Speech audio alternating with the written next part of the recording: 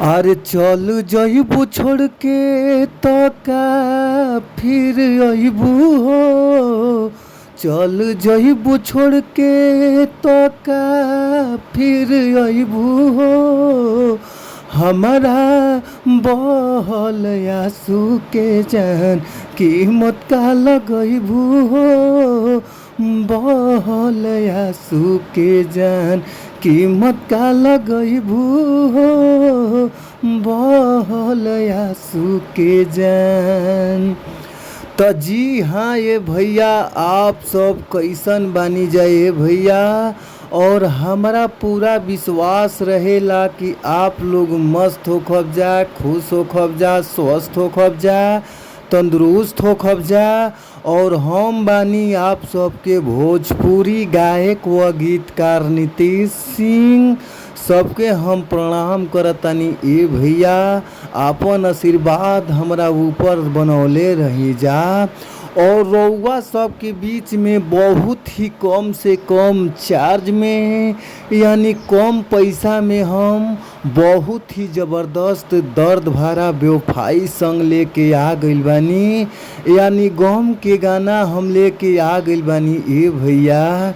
तो भैया हो, हमारा पूरा विश्वास रहेला कि अगर ये गाना के रउआ सब अच्छा से म्यूजिक बनवा के अच्छा से स्टूडियो में रउआ सब रिकॉर्ड कर देतानी जा, अच्छा से गा देतानी जा, तो हमारा पूरा भरोसा बा ये भैया कि गाना जरूर बाजी।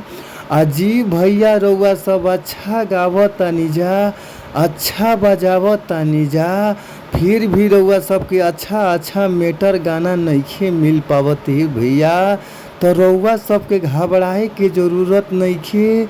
अच्छा मेटर पावे खातिर हमारी यूट्यूब चैनल के सब्सक्राइब कर लीजा, जौना यूट्यूब चैनल के नाम बाटे भोजपुरी संगीत लिरिक्स।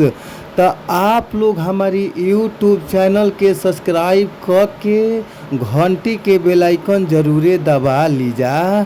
काहे से कि चैनल के घंटी के बेल आइकन दबा लेतानी जा तो बहुत ही कम पैसा में, बहुत ही कम चार्ज में इस चैनल के माध्यम से रउआ सबके गाना मिल जाला ये भैया। तो आप लोग ज़रूरे सब्सक्राइब कर लीजा, घंटी के बेल आइकन ज़रूरे दबा लीजा। तो आई जा हमने के चलल जा मुखड़ा के ओर। मुखड़ा के भाव का बा, कैसे गावे के बाद सुनी जा भाव बा। अरे चल जइबू छोड़ के तो का फिर अइबू हो। अरे चल जइबू छोड़ के तो का फिर अइबू हो। हमारा बहल आंसू के जान कीमत का लगइबू हो। बहल आंसू के जान कीमत का लगइबू हो। बहल आंसू देई के न धोखा तू तो बड़ा पछतइबू हो। हमारा बहल आंसू के जान कीमत का लगइबू हो।